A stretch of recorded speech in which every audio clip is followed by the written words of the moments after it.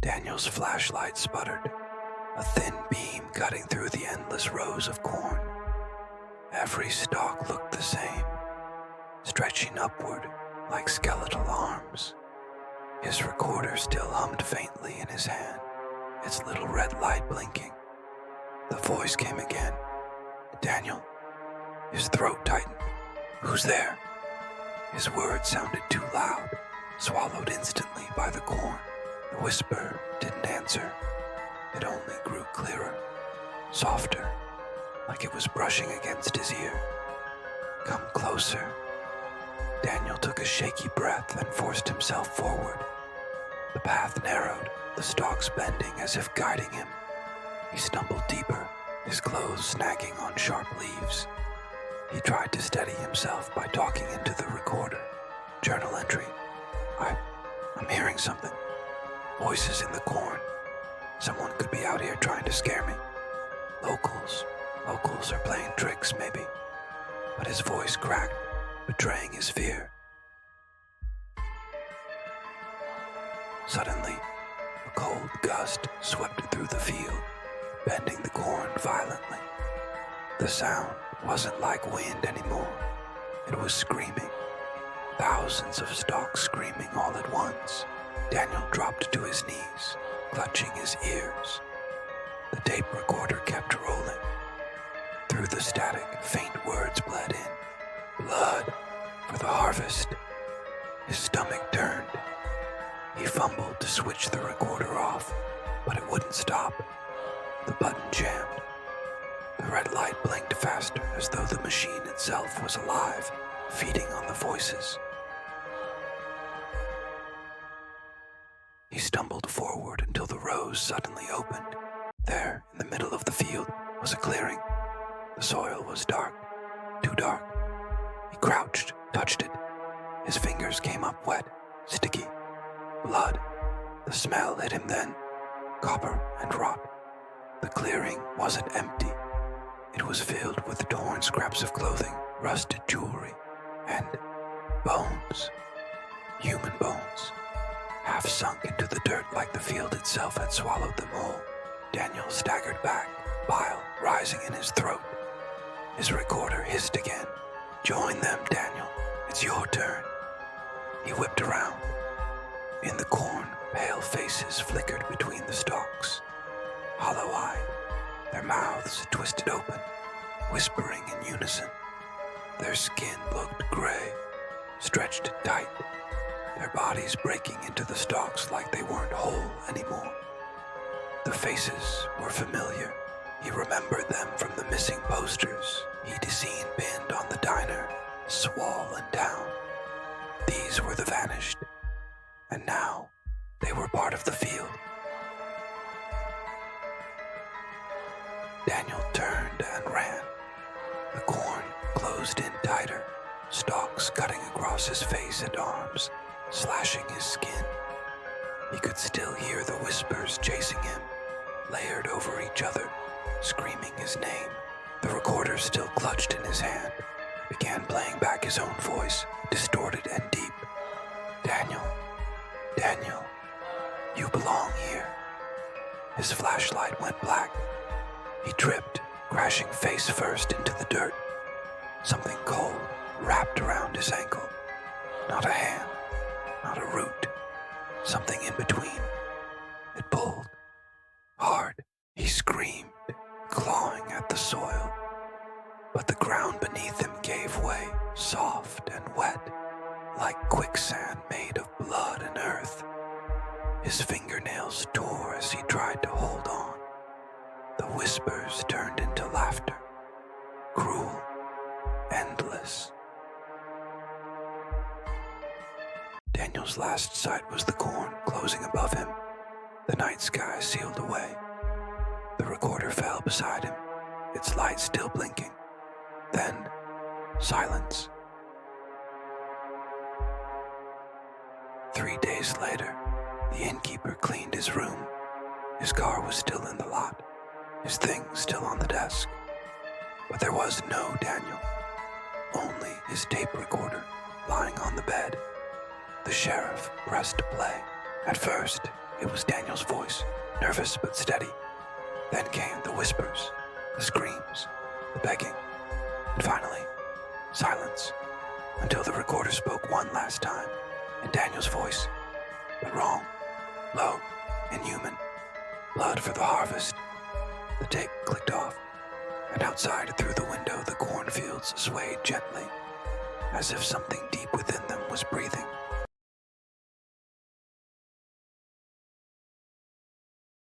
The gates of Coldwater Prison stood like the jaws of some enormous beast, rusted and silent against the night sky.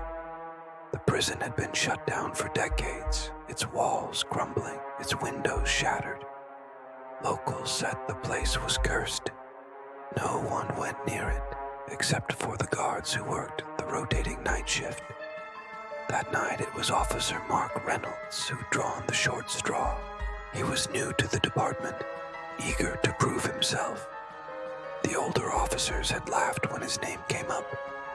"Enjoy your shift at Coldwater," one of them had said with a smirk. "If you hear chains rattling, don't go looking." Mark had forced a laugh, but when the heavy gate slammed shut behind him, the sound echoed like a death knell. The warden's office still had power, a single humming generator keeping the security lights on. The monitors flickered in front of him, rows of black and white feeds from empty cell blocks, shadowy hallways and iron-barred doors. Mark leaned back in the creaking chair, sipping from a lukewarm thermos of coffee. The place was silent, too silent. Then, faintly, the sound came. Clink, clink, clink, metal against metal. Slow, deliberate. Mark leaned forward, scanning the monitors. Nothing. Every hallway empty, every cell bare.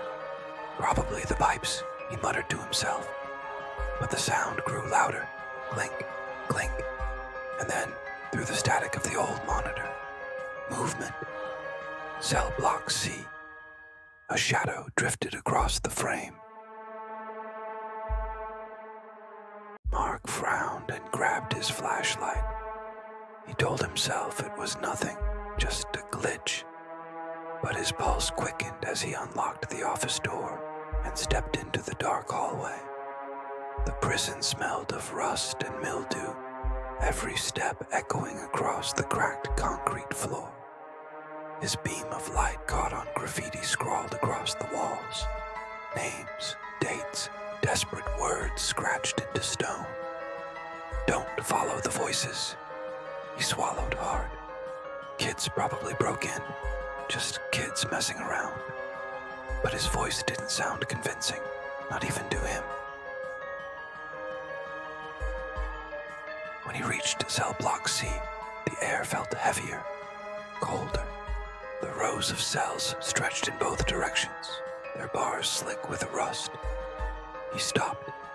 A faint whisper curled through the air. "Officer." Mark's stomach dropped. He swung his light toward the sound. Nothing. Just empty cells. "Officer Reynolds." He froze. No one here should know his name. His flashlight flickered, sputtering as if something drained the batteries. In the weak beam, he saw it, inside one of the cells, etched deep into the wall, 313. But the block only went up to 312. The whisper returned, louder this time. A man's voice broken, begging, "Help me, please. They won't let me go." Mark's breath quickened. Against his better judgment, he followed the sound. His footsteps echoed, each step slower than the last. At the end of the row, a cell door hung slightly ajar. The number plate was rusted, unreadable. Inside, the air reeked of decay. Chains dangled from the walls, rattling faintly, though no breeze stirred. And on the floor, shackles, heavy black iron, worn down by struggling wrists and ankles. Mark lifted his radio. "Control, this is Reynolds. I'm hearing something down here. Possible trespassers. Requesting backup." The radio hissed. Then, through the static, "No backup." The voice wasn't his dispatcher. The door slammed shut behind him. Mark spun around, heart pounding, yanking at the bars. They wouldn't budge. The air turned suffocating, pressing in on him. And then, in the corner of the cell, something moved. At first it looked like a shadow, stretching unnaturally long across the wall. But as his eyes adjusted, it took form. A figure hunched in the darkness, wrists and ankles bound, its head bowed low. "Who's there?" Mark whispered. The figure twitched. Slowly, its head lifted. Its face was pale, eyes sunken, mouth torn into a wide, jagged grin. "I never left," it rasped. "None of us did." Chains snapped taut. The figure lunged forward, but instead of colliding with him, it dissolved into smoke, wrapping around his body like ice. Mark screamed, but the sound was swallowed by the cell. His flashlight shattered against the floor, plunging everything into darkness. In that blackness, dozens of voices rose. Male, female, young, old, prisoners long dead, all whispering at once. "Stay with us. Stay forever." He felt hands clawing at him, unseen but sharp, pulling him down to the floor. His body grew heavier, as if the prison itself was dragging him into the concrete. He struggled, but the more he fought, the stronger the grip became. The last thing he saw before the darkness consumed him was the number scratched into the wall, glowing faintly. 313. Morning came. The next shift of officers arrived to find the warden's office empty, the chair still rocking slightly as if someone had just left it. On the monitors, all the cells were still, silent, except one. Cell 313. A new figure sat chained to the wall, head bowed, eyes hollow. Officer Mark Reynolds had joined the rest of Coldwater Prison's forgotten dead.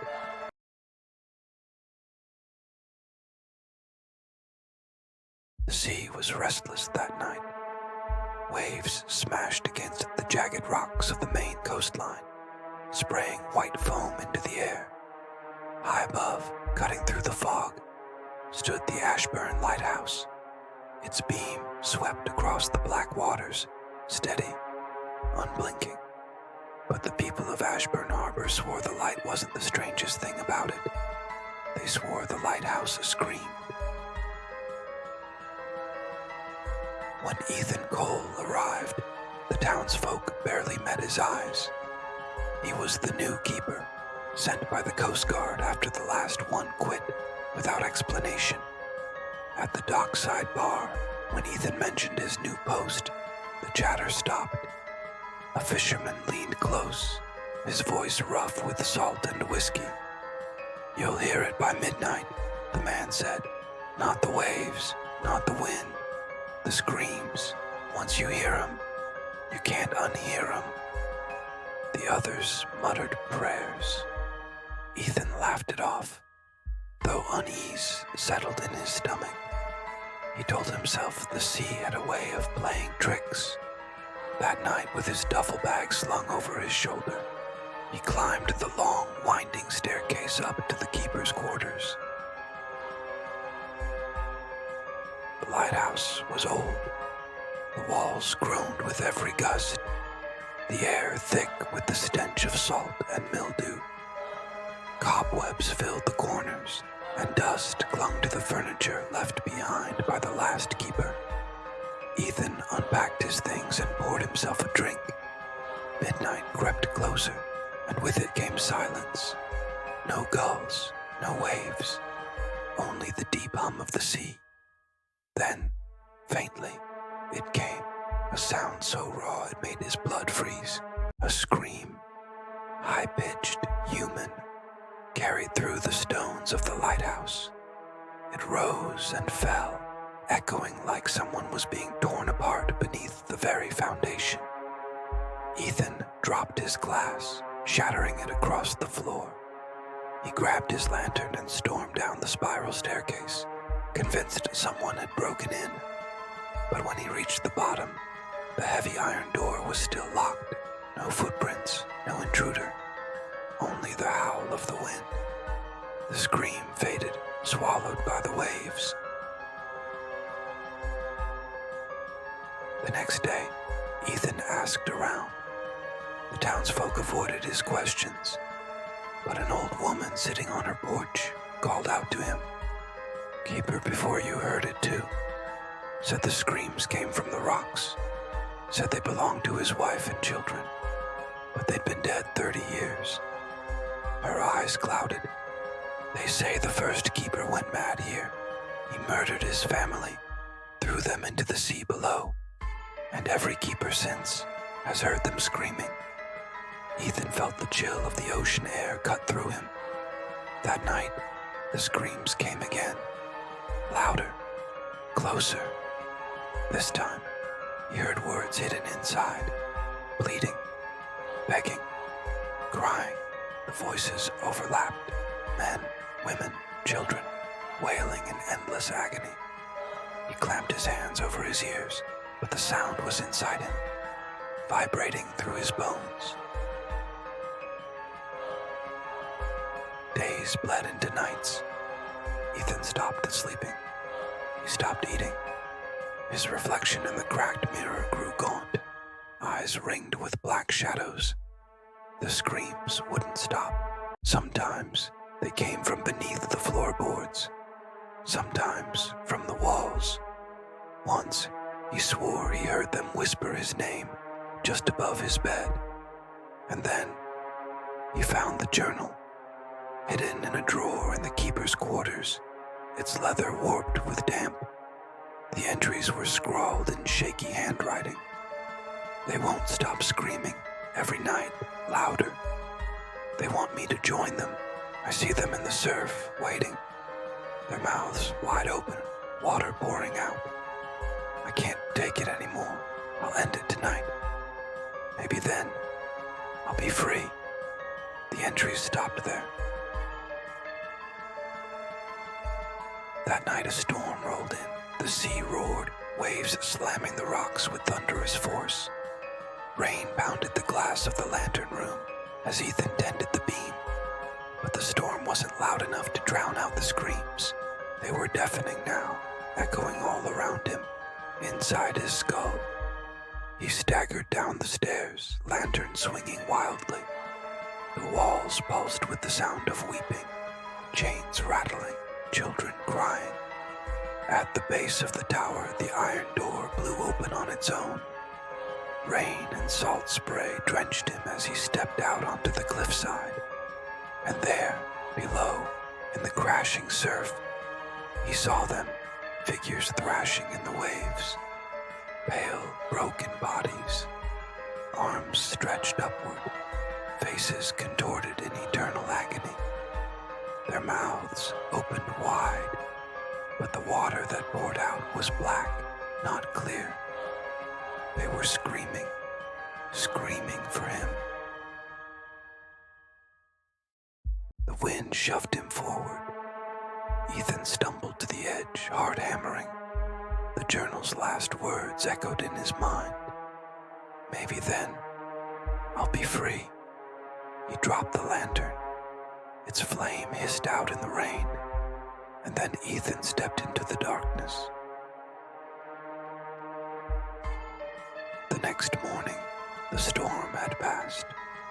Fishermen noticed the lighthouse beam was dark. When the Coast Guard arrived, they found the quarters empty, the logbook unfinished. Only one thing was out of place: Ethan's boots sitting neatly by the door. The beam was relit by another keeper weeks later, but the townsfolk swore they heard something new in the night. The screams were still there, but now, among the voices, was another, deep, ragged, new Ethan Cole's.